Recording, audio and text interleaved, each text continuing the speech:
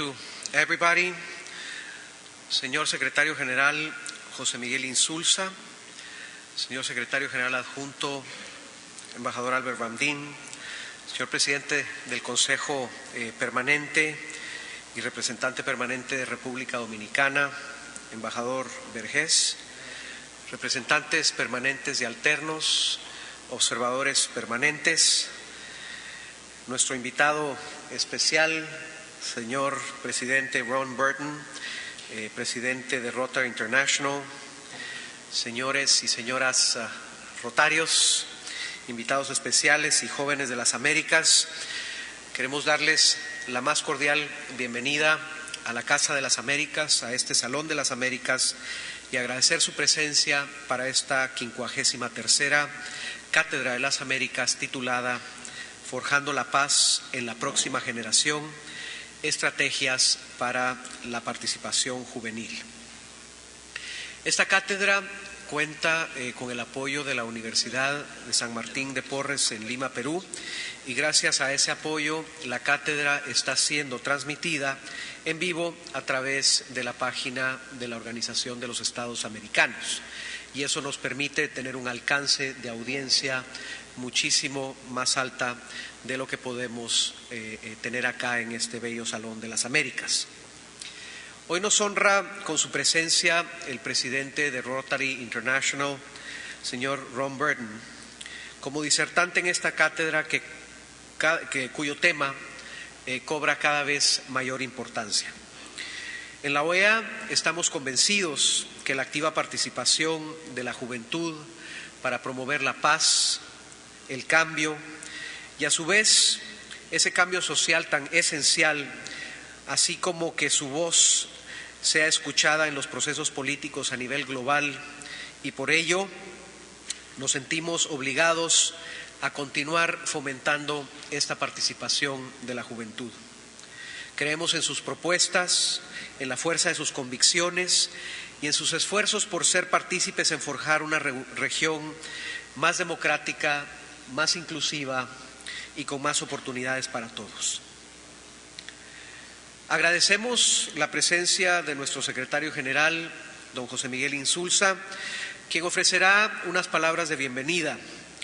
Seguidas de estas palabras tendremos la disertación de nuestro invitado especial, el presidente Burton, y luego exhibiremos un breve video sobre Rotary, para luego pasar a un espacio de preguntas y respuestas, para concluir con unas palabras de clausura del secretario general adjunto, el embajador Ramdín.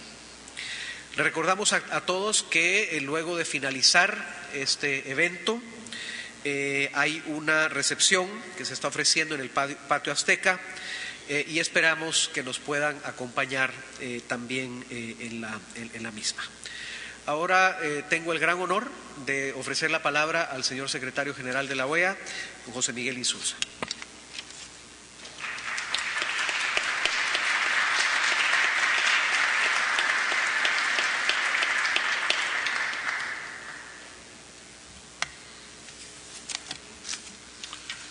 Thank you very much, distinguished President of Rotary International, Mr. Ron Burton, Chair of the Permanent Council, Assistant Secretary General, Ambassadors and Permanent Representatives, Permanent Observers, dear guests, ladies and gentlemen.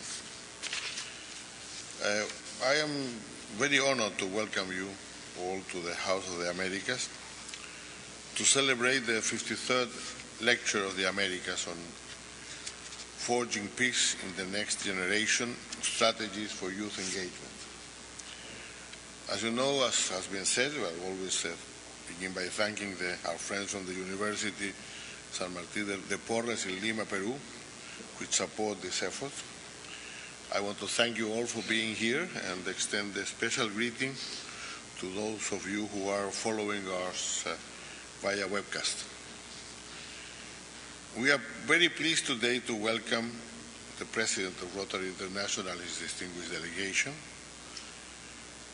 an institution that for a long time already has connected leaders from all cultures and walks of life to promote lasting change and social development.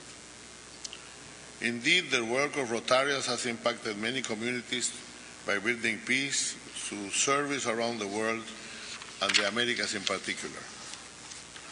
Our dialogue today will be focused on the important connection between young people and their role in contributing to more peaceful societies.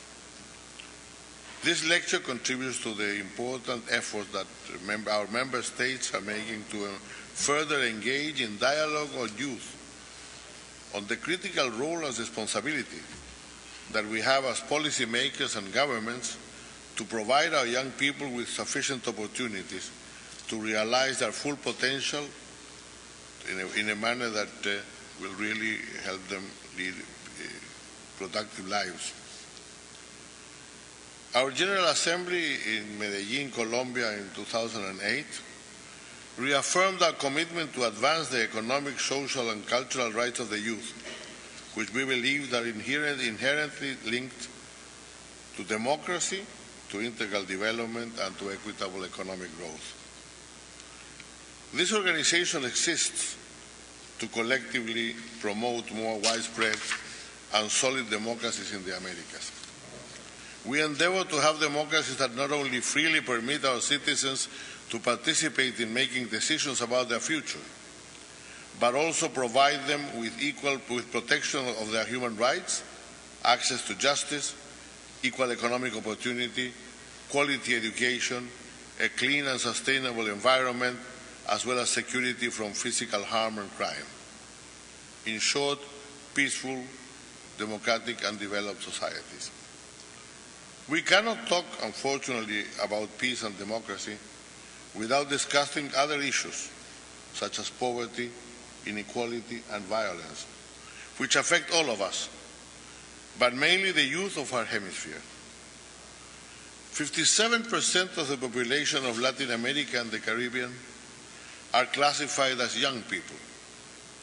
As such, it is said that we have a tremendous resource, a democratic dividend, some say, democratic bonus, a demographic bonus, excuse me, in our young people.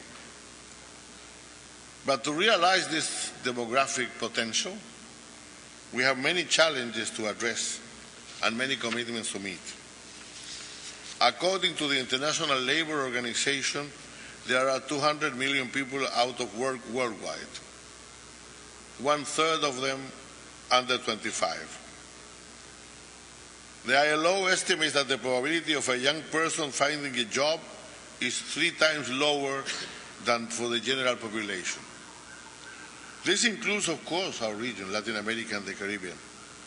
We need to consider the huge number of young people that will continue to join the labor force for the next 35 years. Without adequate training and education, a significant portion of our future working-age population will be unemployed, underemployed, or receive very low salaries. In addition, a joint study by the Economic Commission for Latin America and the Caribbean, ECLAC, and the United Nations Children's Fund, UNICEF, shows that 45% of the population under the age of 18 lives in poverty and does not have access to basic education, health, and safety, among other services. Furthermore, 1 in 4 young people in Latin America and the Caribbean is neither enrolled in education nor employed. This reality signals a life of frustration, and it also helps explain why many youth choose the wrong path from a young age and prevent them from becoming active members of peaceful societies.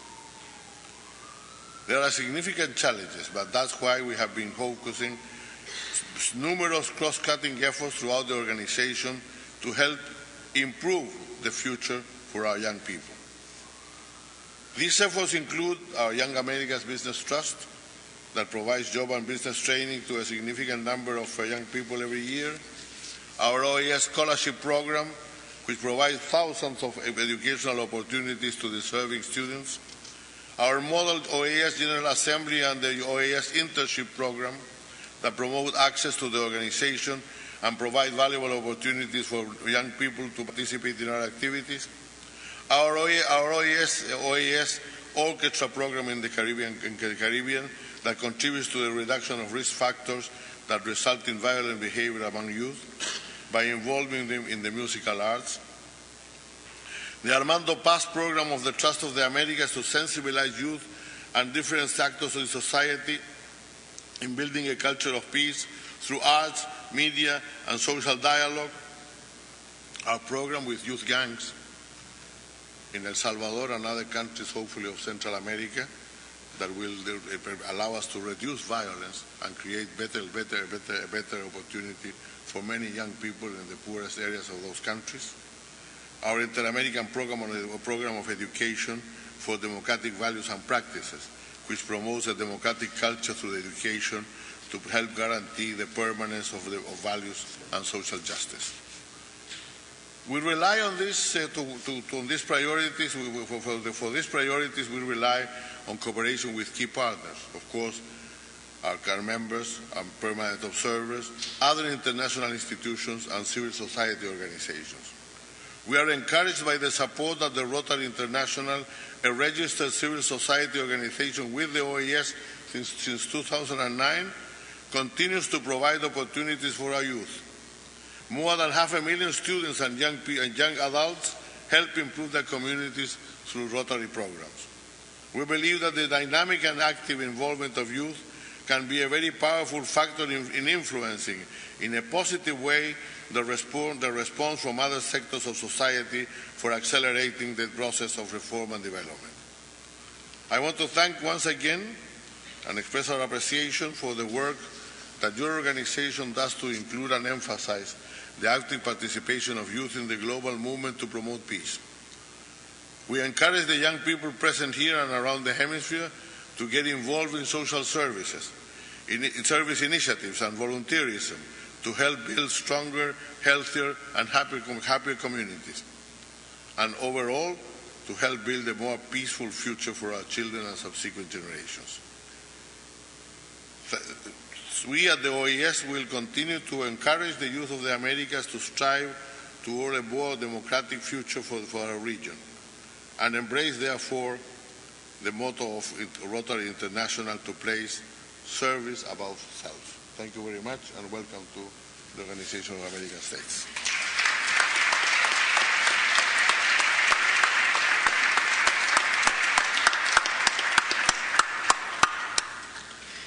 Thank you, Secretary General, for those words.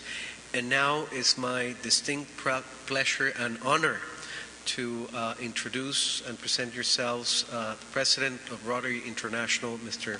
Burton.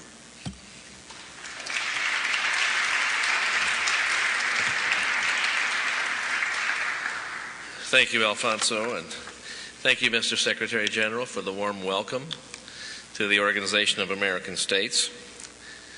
Good afternoon, everyone. It's great to be here in warm Washington. And I say that because I came yesterday from cold Chicago. I now have had the honor of living through 2 polar vortexes. I do not recommend it. 2 weeks ago, on Monday, the high was a minus 15 degrees with a wind chill factor of a minus 45. I'm going back to Oklahoma in July.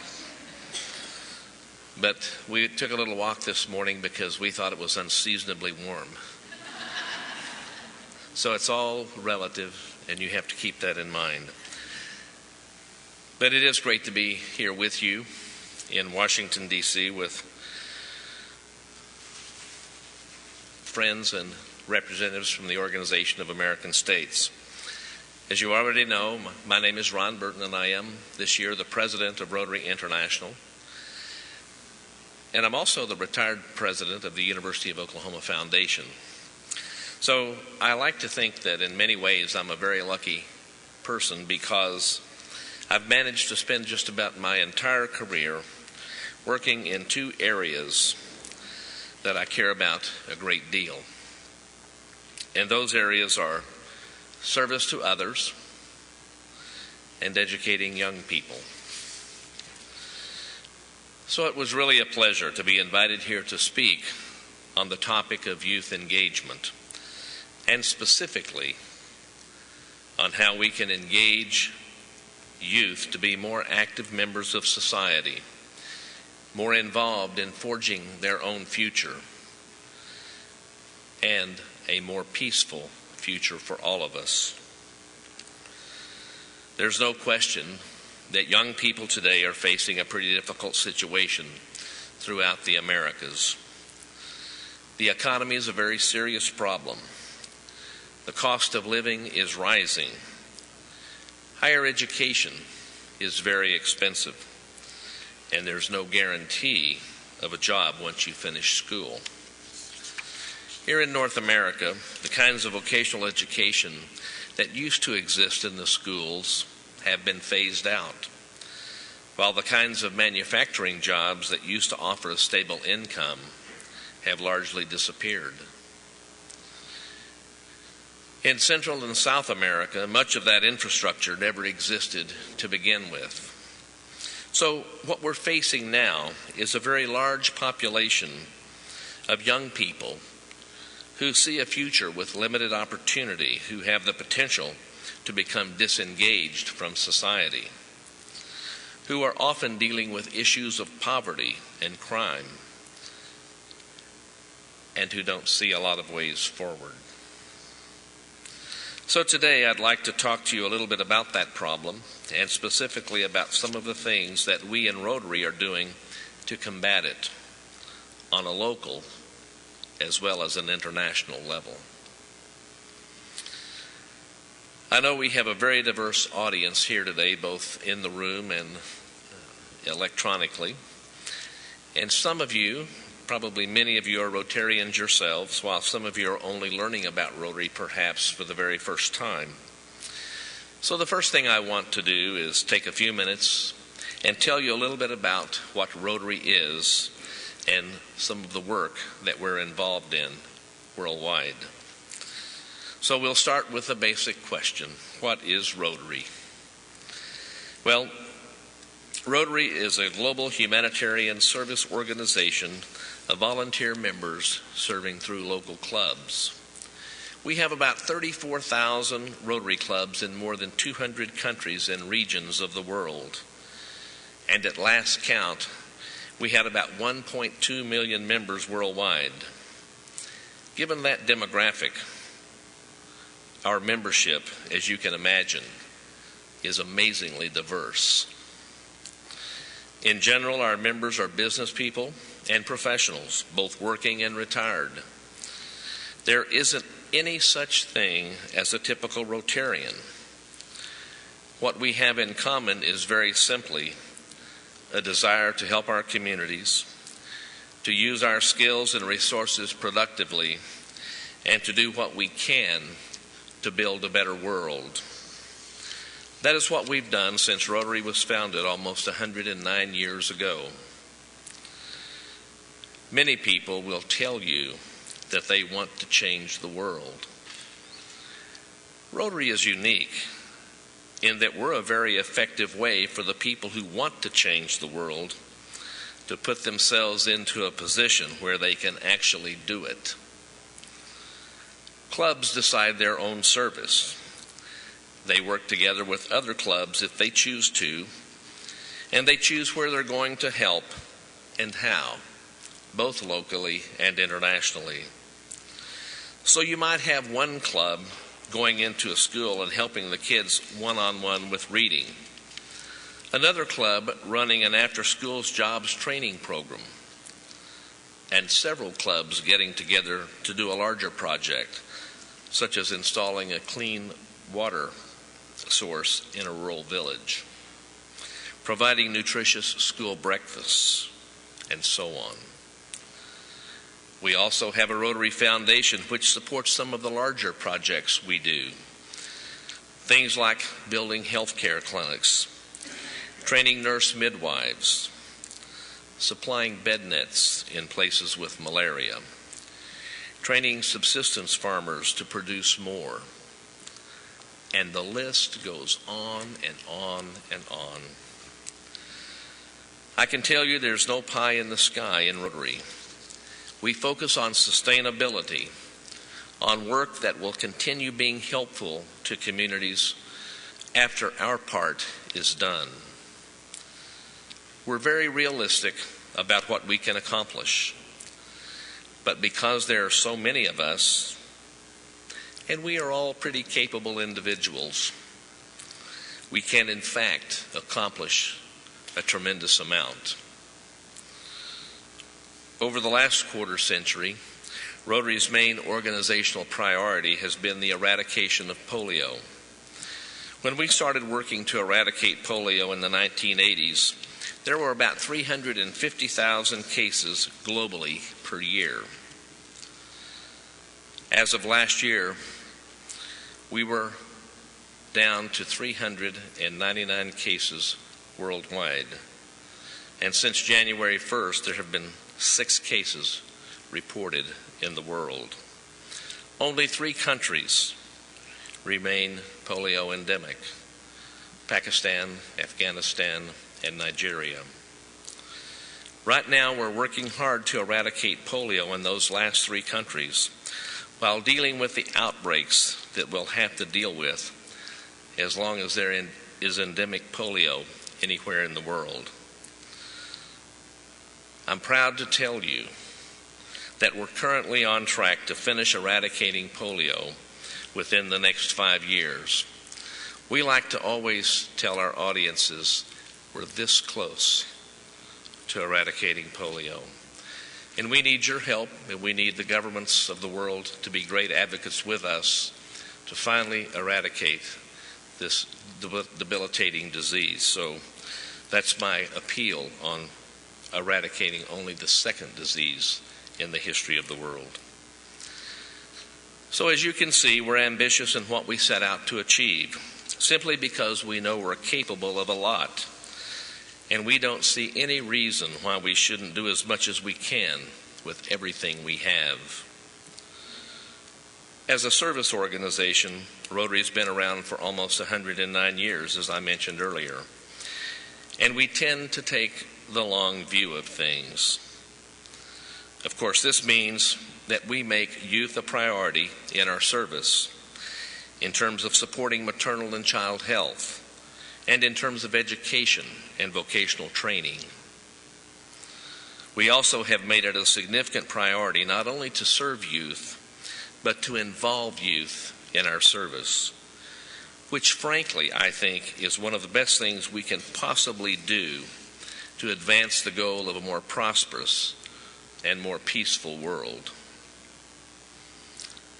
Why is it important to involve youth in service? Well, if you want to lead them well, if you want them to be able and prepared to take charge, if we want them to feel responsible for the world they're going to inherit, shouldn't we provide them with the tools? We think so. And I think that is the key to youth engagement. You give them the tools. You give them the support, the encouragement, the help that they need, and you let them take it from there. And what happens next is pretty incredible. You build confidence. You build community. You wind up with people who understand not only that they can make a difference, but they have a responsibility to make a difference. That if they engage in their communities, become socially active and aware, take charge of the problems they see around them, the world can and will be a better place for them and for the people around them.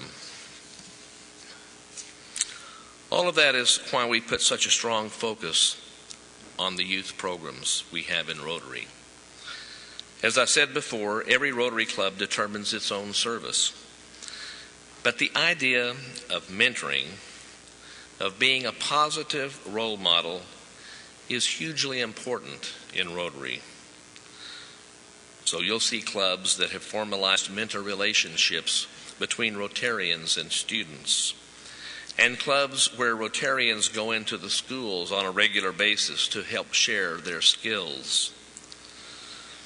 There are a lot of small business owners in Rotary, so you'll find projects where, for example, a club with a bakery owner will work together with a school to set up a vocational training course in baking.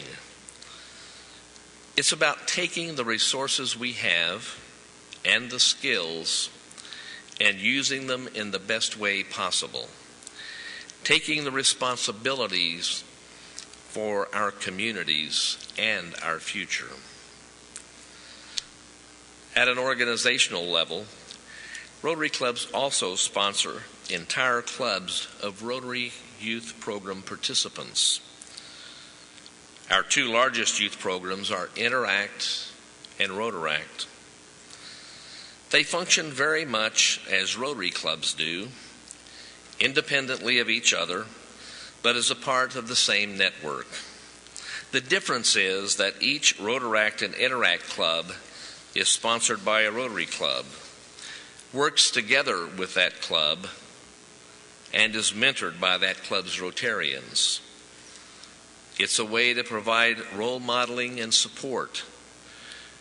And for many of the participants, it's an incredible resource. If you're from a family that's struggling financially, that doesn't have a high level of education, if you want something better for yourself but don't know where to turn, Interact and Rotaract can be an incredible way to connect with people who have made a professional success, to learn from them, to find the advice, help, and connections that are so important at that stage of life. Rotaract is for young people aged 18 to 30, and we hope that it will be for many of them a springboard to Rotary membership. We have 6,584 clubs in 162 countries with over 150,000 members. For younger people, there's Interact, which starts at age 12. We have some 380,000 members at last count in 16,454 clubs around the world in 151 countries. Interact clubs partner with their sponsor clubs in all kinds of ways, and many clubs have vocational training programs, job fairs, mentoring programs, take an interactor to work days, and so on.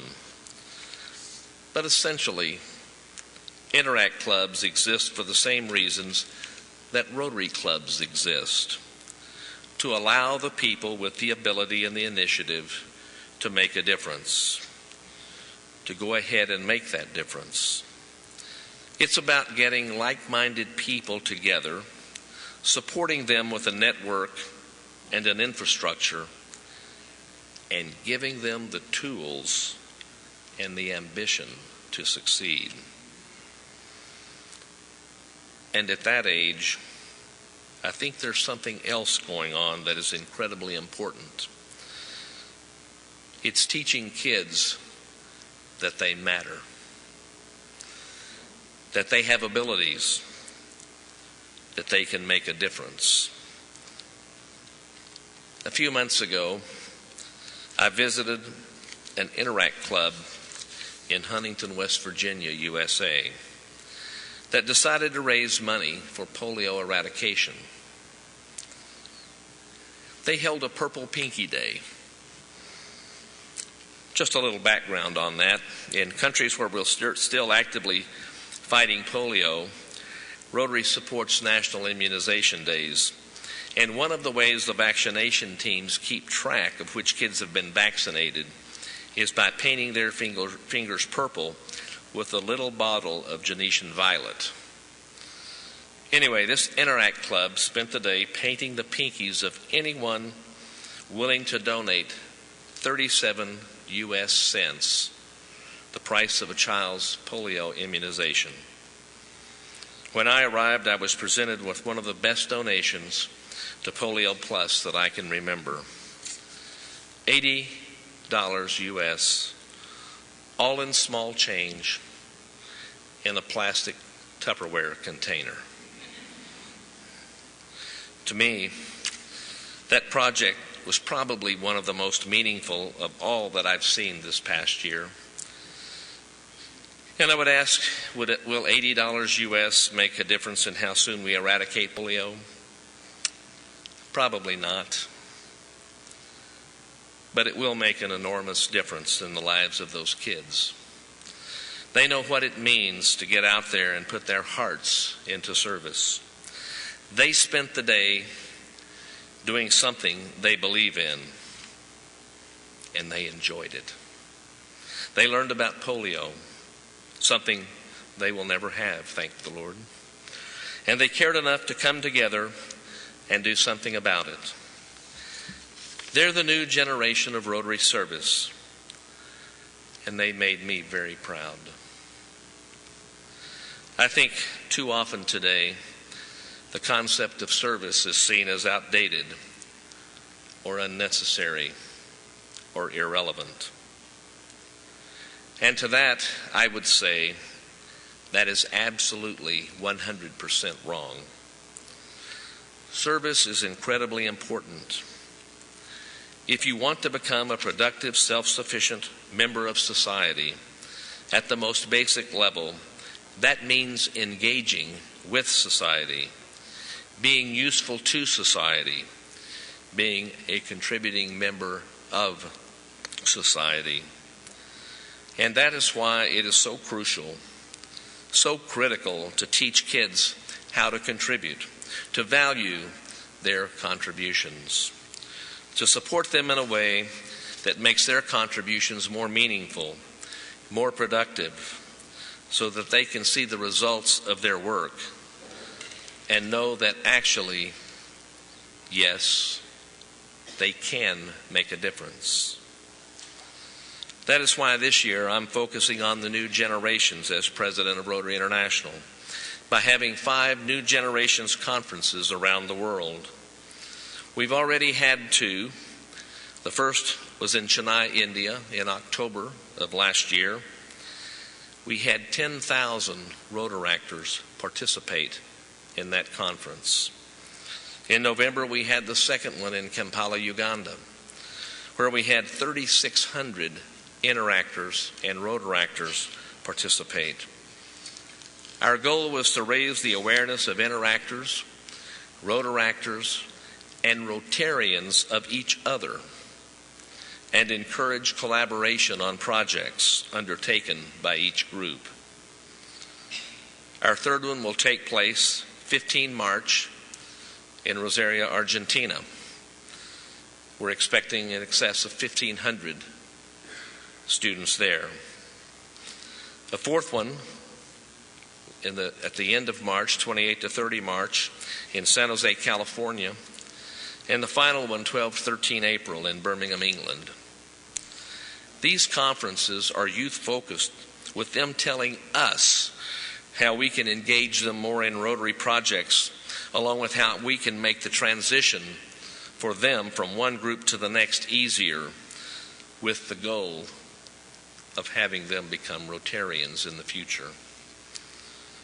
I always tell the audiences that these young people are not our future. They are our now. And I want the students to present the programs. I also tell them I don't want a bunch of old men talking to a bunch of old men. If I want to listen to an old man talk, I will talk to myself in the morning when I shave. So they are very youth-focused. You know, it isn't Rotary's mandate to take the entire problem of youth unemployment and disengagement and fix it. We do a lot of things, and this is just one part of how we serve. But the work we are doing is making and continues to make a real and significant and positive change in lives of hundreds and thousands of children and young people around the world. There are literally millions of people, children and adults, who are healthier, better educated, better employed, and more engaged in their societies because of their involvement in Rotary or a Rotary project. And that is something that all of us in Rotary are very proud of.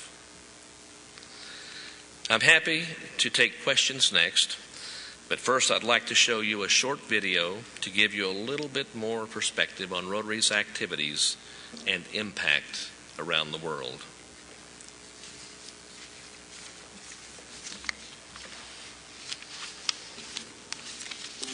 What would it take to change the world? Provide food to the hungry and water to the thirsty. Teach children to read and keep them healthy. Shelter families and train a new generation. Give the poor a chance to better themselves. Create a worldwide network of peacemakers and conquer a disease that has killed or crippled millions. Could one person do it? What about 1.2 million? My name is Frank Wessel. Tamara DeWitt. Gaston Cabate. Petreta. Eu sou Adélia Vilas. Dr. Naresh Goya. Meu nome é Awalmão. Warren Coffin. Lisa Simmons. Eric Kimani. Meu nome é Eduardo. Megan Coutinho. These men and women are changing the world. They're members of Rotary. Professionals and community leaders organized into more than 32,000 clubs worldwide. They volunteer at the local, regional, and international levels and dedicate themselves to a simple motto: service above self. That's what Rotary is all about. Vision to see, faith to believe, and courage to act. So many of us sit back and we go, gee, I'd really like to help somewhere in the world, but I don't know how to do it. And Rotary gives you all the tools you need. Personalmente tengo. Just the fact that you are a Rotarian opens doors all over the world. For members of Rotary, no project is too big. Working with UNICEF, the World Health Organization, and the CDC, Rotary has immunized more than 2 billion children against polio and reduced the disease by more than 99% worldwide. With not too many dollars, these Rotarians and our partners are doing a tremendous job, very effectively, very efficiently. Rotary has spent more than $500 million on international scholarships and foreign exchange, while its graduate-level programs in conflict resolution train peacemakers from around the world. When I started working for Interpol at the United Nations, I already had the background to understand international relations. For Rotary members, the reward is immense and immediate. Helping others is one of the things that they really enjoy. It makes my day. The salary I receive spiritually is so huge that you cannot put a value on it. C'est un peu égoïste d'être Being a Rotarian is almost selfish. Yes, I help people, but I get so much in return. When our world seems senseless and even hopeless, Rotary Club members of all races, colors, and creeds join together to care. Hopefully we can bring some hope and some help, emotionally as well as physically. To protect. The job that is to be done can be done. To connect. But no one has a dry eye at the end of these projects because the kids will come back and ask for a picture with their doctor. And to make a difference. It is possible because we are Rotarians. We can do it. We should do it. But even for 1.2 million volunteers, changing the world is no easy task. Learn how you can become involved. It only takes a drop to make a river.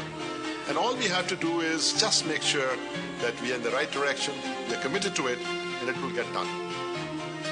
Rotary International. Ordinary people working together to accomplish extraordinary things.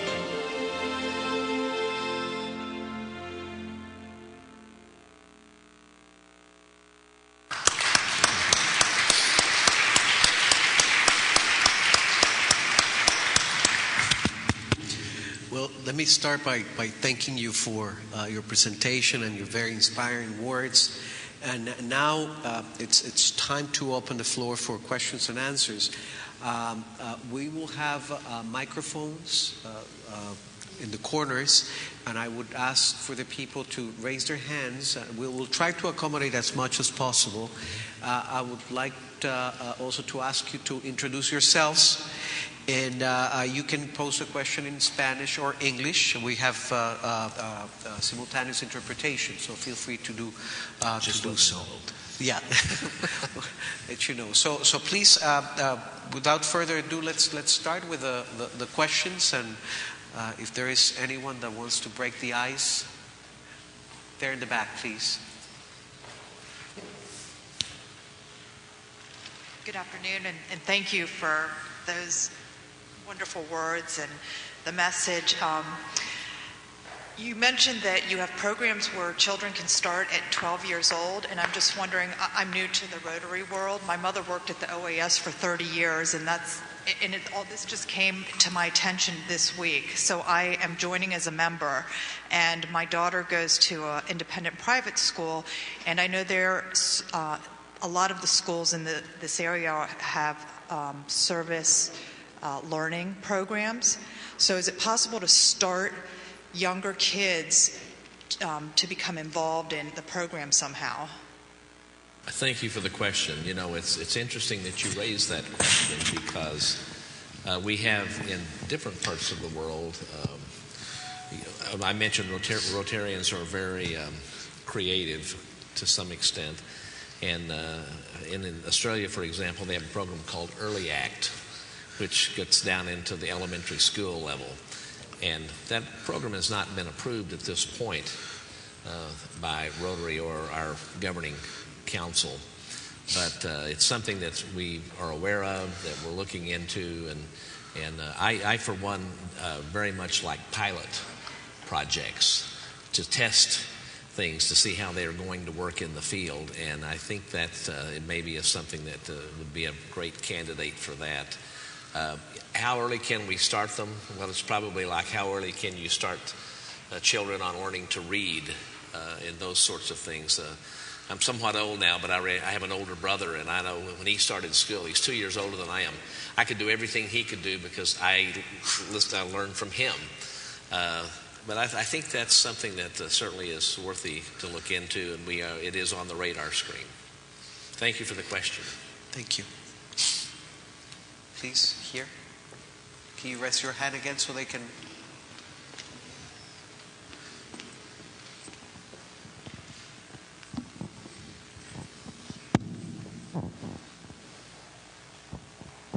Thank you very much. I'm going to introduce myself. I am Silvia Cassiani. I'm from Brazil, and I want to tell you my history. I was 25 years old, and I just finished my school of nursing in Brazil, and I applied for a scholarship from the Rotary Foundation. And I got a scholarship to spend 1 year here at the University of Chicago. And I started my master's degree in the University of Chicago. Then I came back to Brazil, and I was hired as a faculty member of the University of São Paulo, and I worked there for almost 27 years. And then I was hired for the Pan American Health Organization, and now I am a staff of the World Health Organization and the Pan American Health Organization. So I say that Rotary and the Rotary Foundation helped me with my professional career. And if I'm here today working at the Pan American Health Organization, I deserve this job because of the Rotary Foundation. And are you a Rotarian? No, I have here my husband, and he is Rotarian in Brazil. I'd like for you to be a Rotarian. Yeah. All of you Rotarians from the Washington, D.C. area, take a good look at this lady and make sure you get her invited to a Rotary Club. She's the ambassadorial scholar. All due respect, sir. But we're delighted you're in Rotary, Yeah. but we would love to have your spouse. We are here about 8 months ago that we came from United States. So we are new in this area. We are not involved in Rotary Club yet. We are still involved in our Rotary Club in Brazil. My husband was the president of the Rotary Club in Brazil at the state of São Paulo. So we are very happy to be here, and I hope to inspire all the young people here with this history that is my history. Thank you very much. Thank you. I will just mention very quickly, the International Convention this year is in Sydney, Australia, 1 to 4 June. Next year, it will be in Sao Paulo, Brazil. So with your new Rotary pen, you'll want to go certainly to both conventions and share your story with your colleagues, your Rotary friends from 200 plus countries in the world. I think her comment exemplifies the spirit of what a scholarship from Rotary should be, which is obviously the benefit that one receives as an individual, but at the same time to give back to the community. Mm-hmm. So having gone back to your country and teaching there, I think that is part of the essence of benefiting from a scholarship. It's the same way here at the OAS. Absolutely. Our theme this year is Engage Rotary, Change Lives. You engaged Rotary and it changed your life. Thank you. We have a question here. Thank you very, very much. It was really very interesting presentation and very informative. We know that new generations such as Interact are involved in Polio Plus, and that's really the main driving forces for Rotary International at the time being. And the only thing I am aware of that Purple Pinky, that they can participate. But is there any other way they can get involved in Polio Plus? The second question is, there is 1 billion hungry individual in the world. Mm-hmm. And we give priority to Polio Plus, and we succeeded very, very, very well. I wonder when we can devote some effort.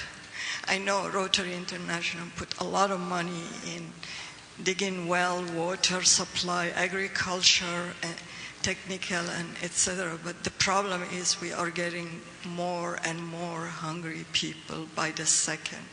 Our population, world population increasing. We are 7 billion plus now. And 1 out of 7 is very, very hungry or dying. Is there any plan in the future for Rotary International to devote more? I know we're doing a lot of it, but to make it as a priority project. Thank you very much. Let me answer the second question first. Polio eradication is our corporate project, and at this point it is the only corporate project that Rotary International has. Having said that, we have Rotarians and Rotary clubs all around the world who are doing their own projects in their own communities, in their own names. We have a lot of Rotarians who are very much concerned about hunger, who are very much concerned about water and sanitation, who are very much concerned about child welfare, child health, disease prevention and treatment, and any number of things, and they are focusing on that. Where the corporate entity of Rotary International will go when we have eradicated polio, and the sooner the better, at this point would just be pure speculation. I always get asked that question, And my answer is always the same. I don't really know, but unfortunately there are no shortage of opportunities.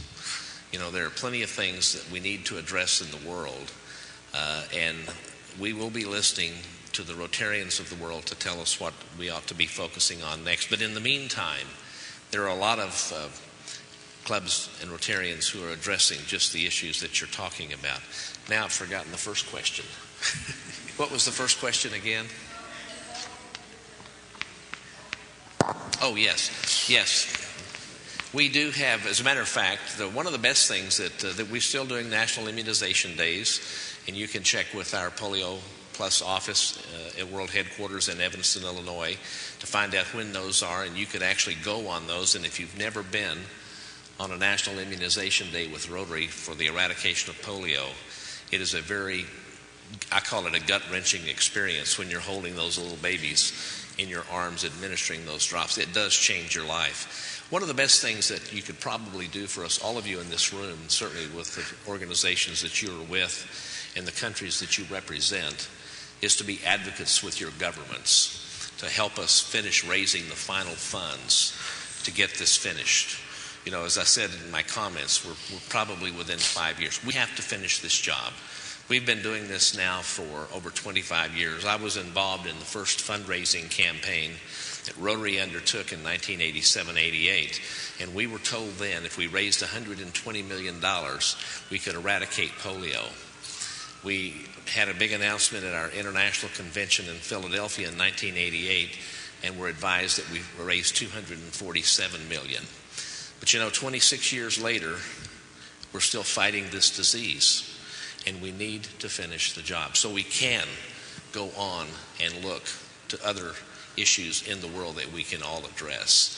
But anything you can do with your governments to help us in the advocacy process, to find funding, to get support, to get the world's attention, that we truly are this close, and we can make this the second disease in the history of the world that's been totally eradicated. Thank you for your questions. Thank you. We'll go with this gentleman here, and then in the back. Can you give him?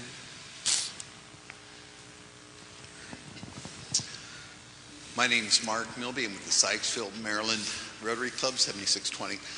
One of the things that I would like to ask is how can we use global grants opportunities to help foster new generation growth and development around the world? My best answer for you, Mark, would be creative. I'd have to think about that a little bit because I hadn't thought about it, but I know there are ways, and I don't know if you ever go out on any of the blogs. I mean, I did a Facebook chat. What's today? I guess it was Monday, and it was very successful. I've done Google chats with people. You can get out on social media. You can pose that question, and you would get a tremendous response, I think, to it. And then you can share with them your ideas of how you can use a global grant to address that. Thank you. Thank you for the question. Ambassador. Thank you very much. It is such a great pleasure and an inspiration to listen to you. Primarily because I'm a former president of the Rotary Club of St. Lucia. For those of you who do not know, it's a beautiful little island in the Caribbean, a very small population. But as president of the club, we initiated an eradication campaign of bilharzia. It's a debilitating disease which was affecting our population. And working in collaboration with other Rotary clubs in England, we were able to eradicate the disease through the development or the installation of laundry shower units to keep the people away from the river where they would be infected by the trematodes. And in addition to being a former president of Rotary, I'm a former ambassador to the United Nations, Organization of American States, and indeed to the United States. And it's so nice to hear you in the Hall of the Americas, a place where I dedicated a lot of my time, over 13 years, as ambassador. Thank you very much. Thank you for that comment. Thank you. Now we'll go here to the gentleman in the corner. Try to balance the right and the left. We want to be politically correct, don't we? That's what we try. My name is Barton Goldenberg. I'm president of the Metro Bethesda Rotary Club in Bethesda, Maryland. Thank you, Ron. Would you share with everybody the scholarship opportunities for youth, which we've talked a little bit about polio and the importance it is both to Rotary International and the world, but those grants and global grants are something that the scholarships is something that I think we should all be very proud of, and I'd appreciate if you'd tell us a little bit more about them. Sure, I'd be delighted. Well, you know, with the Rotarians in the room will certainly be familiar with the term future vision, which is the look that we took at our Rotary Foundation, trying to make it more efficient, trying to make it address on a larger scale more sustainable projects. And in that process, we developed two grant types. One is the district grant, and the other is the global grant. The nice thing about district grants is the tremendous flexibility that you have to use it virtually for anything within the mission statement of the Rotary Foundation, which is very, very broad. For example, in terms of a scholarship, and I hope you wouldn't do this, but you could take your district grant money and you could award a scholarship to a student to go to a local college or university. My preference is that you would send them internationally so that we can get the benefit of the relationships that are developed in Rotary when we do international projects, including scholarships, as was witnessed back here by the young lady from Sao Paulo. Under global grants, if you can actually do tremendous scholarships, but they have to fit in one of the 6 areas of focus. And, you know, that would be a minimum of a $30,000 grant, because it's $15,000 buy-in from the club or district, and then, or combination of clubs and districts, and then you're eligible for a match from the World Fund of the Rotary Foundation. The other scholarship program we have, which is one that we're extremely proud of, are our World Peace Scholars. We have 6 institutions around the world. We select 100 students a year, and they go for, in 5 of them, they go for a 2-year program in peace and conflict resolution and prevention. At the other one, it's a short-term program in Chulalongkorn, Thailand, and it's a 6-month program. We do 2 sessions a year. There are 25 students in each session, and that's a tremendous program as well. But, you know, it really, peace and conflict resolution and prevention are one of our 6 areas of focus, and that's one of the things that at Rotary International and the Rotary Foundation we're really focusing in on, is to really push peace, because we do believe that peace is possible. Thank you. This side, the gentleman, glasses, he is.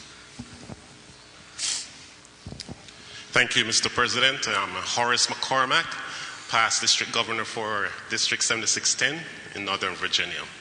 I also have the privilege of serving as the chairman for the Caribbean Partnership Program within Rotary International.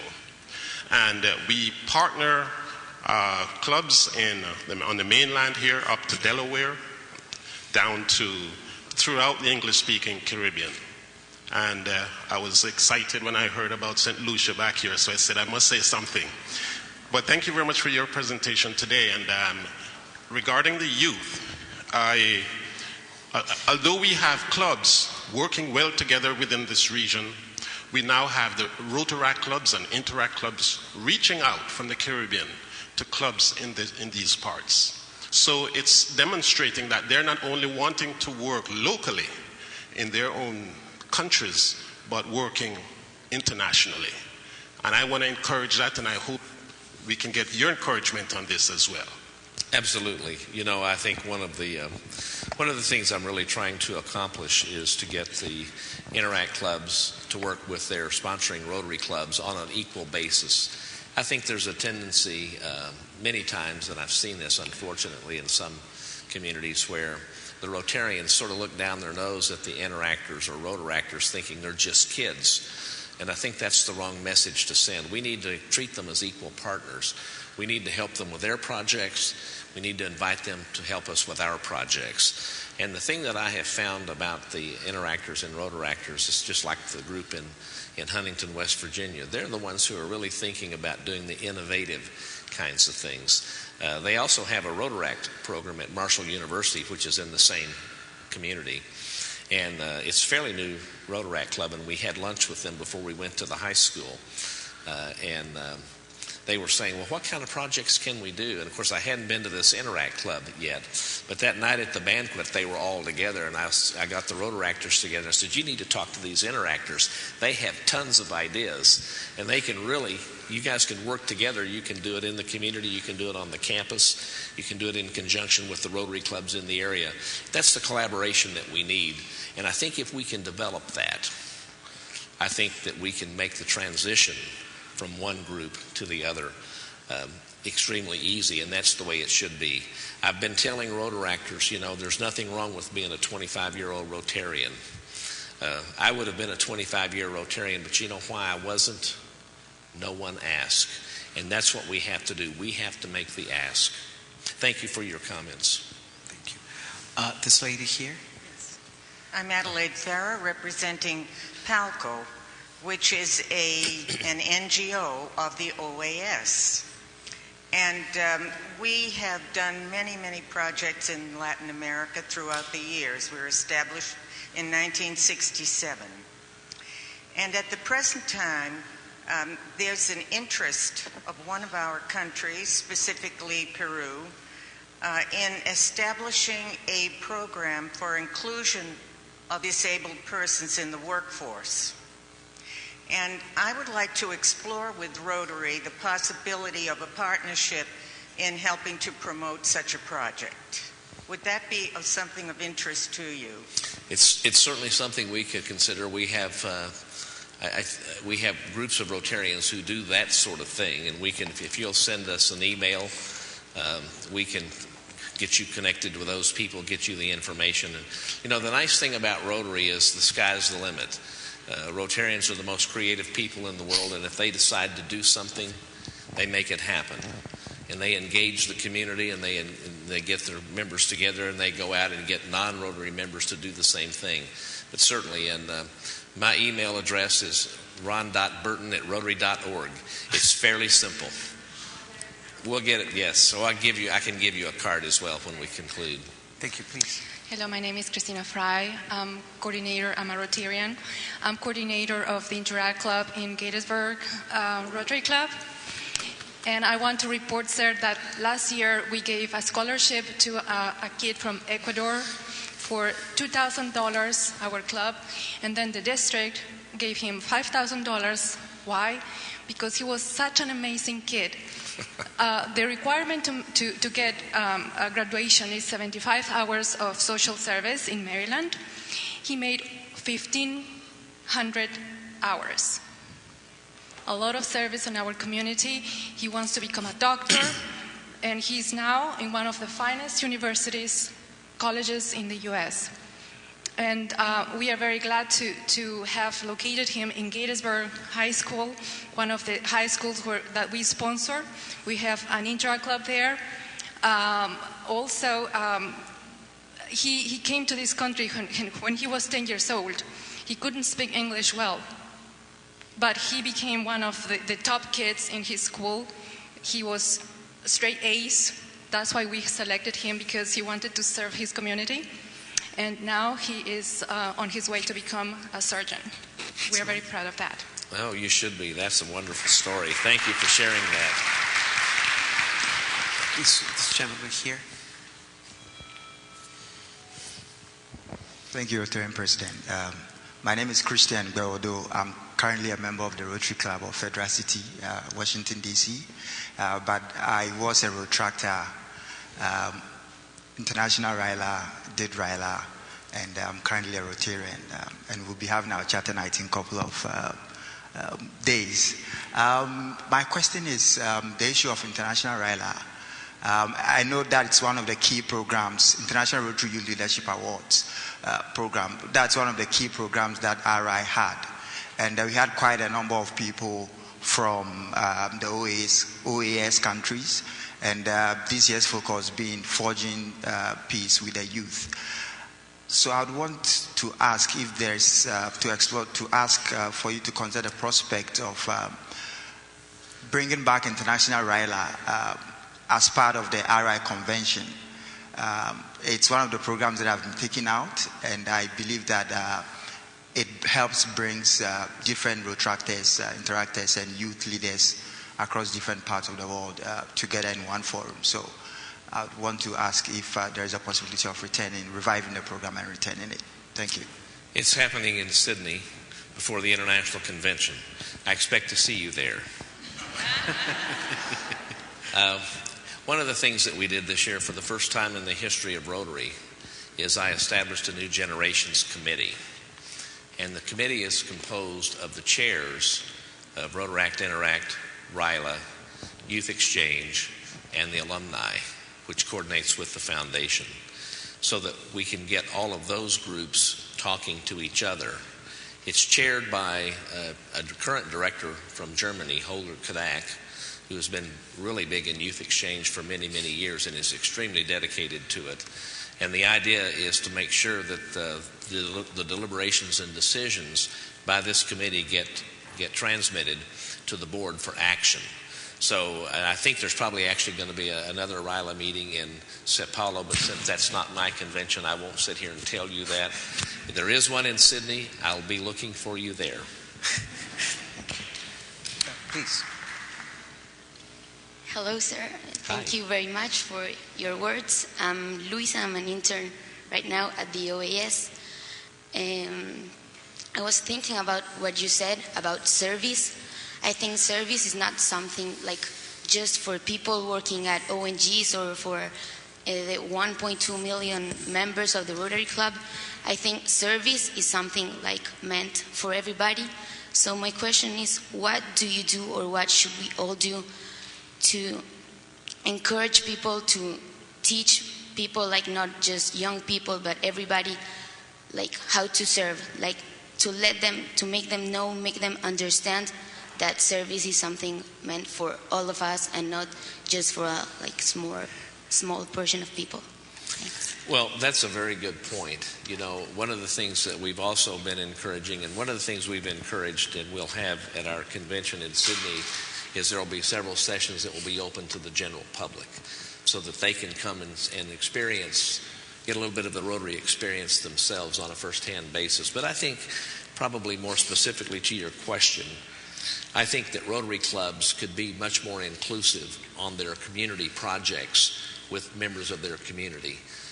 In many cases, I think we're starting to see that happen because, you know, we've been working and we're very interested in building our membership. We think of all the amazing things that we're able to accomplish in the world with 1.2 million members, and then we dream of what we could actually accomplish if we had 2.4 million members. There's plenty of people in the world, and that all that translates to is one Rotarian, every Rotarian in the world bringing in just one member.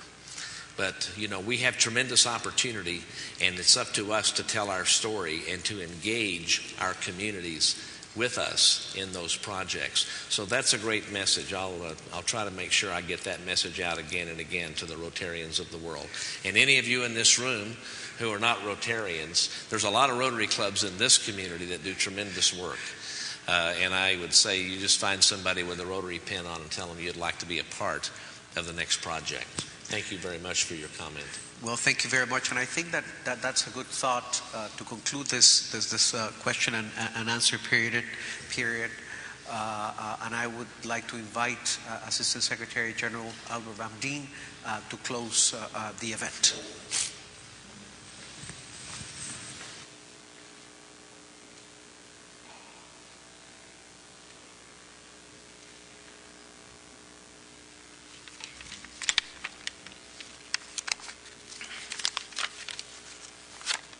Good afternoon. It was a very exciting discussion, and I want to start by thanking the President of Rotary International, Mr. Ron Burton, for a very inspiring statement on behalf of Rotary International, but also to thank you for all the ideas, but not only vision and ideas, but also concrete ways of impacting people's life, as we have heard in the audience today.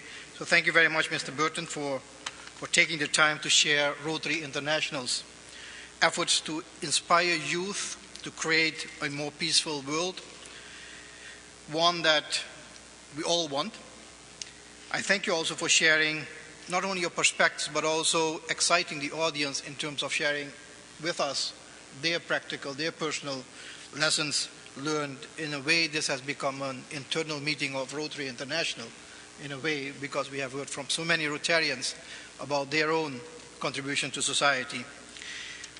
Mr. Burton, let me say, and distinguished ambassadors, as well as all in attendance, let me say that at the Organization of American States, we support the notion of forging peace in the next generation of leaders. We must, and we're all convinced of that, but there is a lot of work to be done. We must maintain peaceful societies. We must invest in the next generation of leaders, policymakers, teachers, scientists, and parents, and remove as much as we can, collectively and individually, the obstacles that stand in the way of true development, peace, and prosperity. The Organization of American States has long been dedicated to youth. Predating the formation of the Organization of American States in its modern form in 1948, the Inter-American Children's Institute has been fighting tirelessly for the rights of children and adolescents throughout its long history, more than 80 years. Earlier, the Secretary General mentioned that with the adoption of the Declaration of Medellin of 2008 by the member states, the OAS has redoubled its efforts on the topic of youth. As chairman of the OAS Interdepartmental Working Group on Youth, we coordinate all the OAS programs and activities aimed at supporting youth and work with our affiliates such as the Young America's Business Trust, the Pan American Development Foundation, and the Trust for the Americas, some of them mentioned earlier, to synergize, to coordinate our efforts towards the youth of the Americas. OAS programs and activities have prioritized the topics of democracy, democratic values, and entrepreneurship. We place an important focus on education, training, and scholarships. And I'm happy to hear that also your organization, which is a global entity, provides also scholarships to improve the skills of the people of the Americas, not only but of the world. Another important work in which the OAS is engaged involving the youth is the Model OAS General Assembly, which promotes democratic values among the youth of the hemisphere and the dissemination of the work of the organization as the main political vehicle for the Americas. And during these Model OAS General Assemblies, Mr. Burton and distinguished representatives, each of the countries is represented, and all these young people, most and some of the interns are present here who participate in Model OAS General Assemblies. They learn to negotiate and approve resolutions, learn about the work of the OAS on important issues regarding the Inter-American agenda. Another important body which has done a great deal of work already is the non-profit corporation called the Young America's Business Trust, which works in conjunction with the organization to promote the social economic development among young people and has been consistently working towards strengthening youth entrepreneurship and business skills training for the youth in our region. Certainly an organization who would be willing to partner with Rotary International and other Rotary organizations locally to further enhance that objective. I strongly believe that our efforts to fully develop and support our youth must be carried out with and by the youth themselves.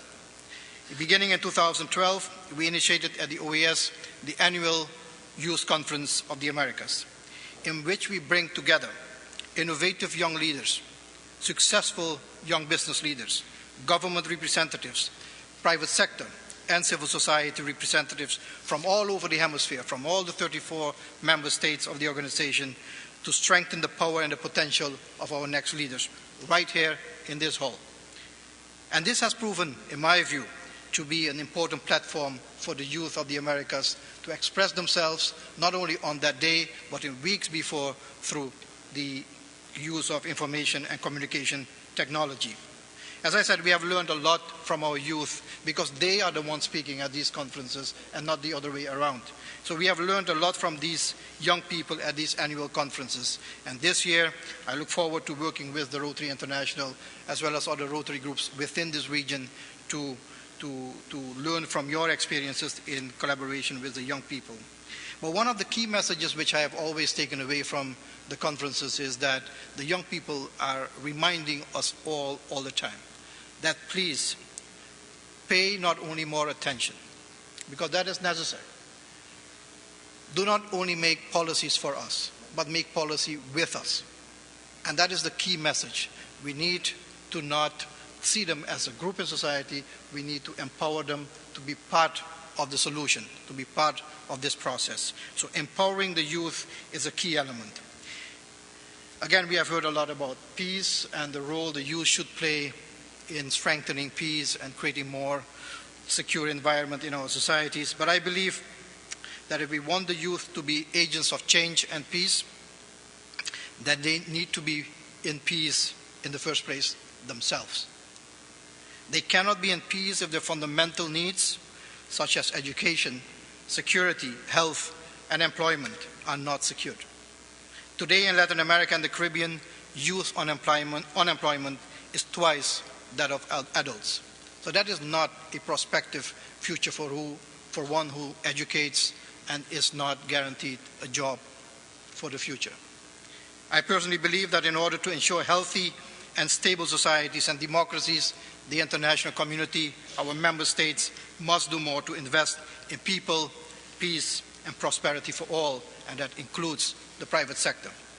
Governments, specialized national and regional agencies, international organizations, civil society at large, business communities, religious and cultural organizations, and service organizations such as yours must see the value of investing in the future, as this critical sector in our society is in many ways threatened. So ladies and gentlemen, as I close, apart from thanking Rotary International for being here and for your very clear message, I encourage you all to adopt the motto of Rotary International: service above self. When we think about our young people, we need to look beyond our immediate concerns today and take care of our young people by preparing them for their future. And we have heard that message consistently from your representatives in the brief video. I believe that we have a moral obligation to them to foster values in them which will make them meaningful, successful leaders and players in our societies. We all, individually and collectively, have a responsibility to put policies in place that will provide opportunities and options for all our children. We have to continue to be strong in our resolve to fight forcefully anything that threatens the life and dignity of our children. Let us therefore be the voice of those children, together with them, and provide them a life we want for ourselves. I thank you all very much, and I hope this will encourage you to do exactly what Rotary International would want to do: service above self. I thank you very much.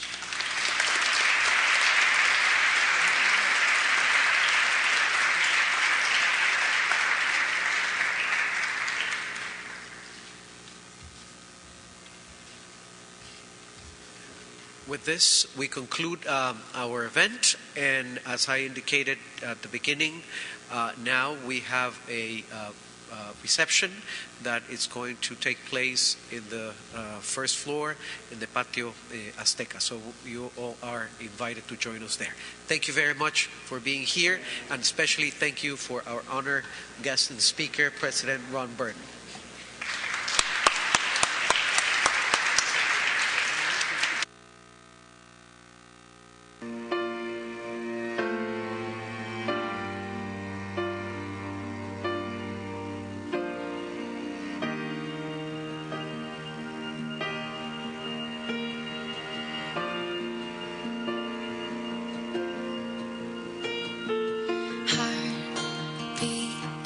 Fast colors and promises.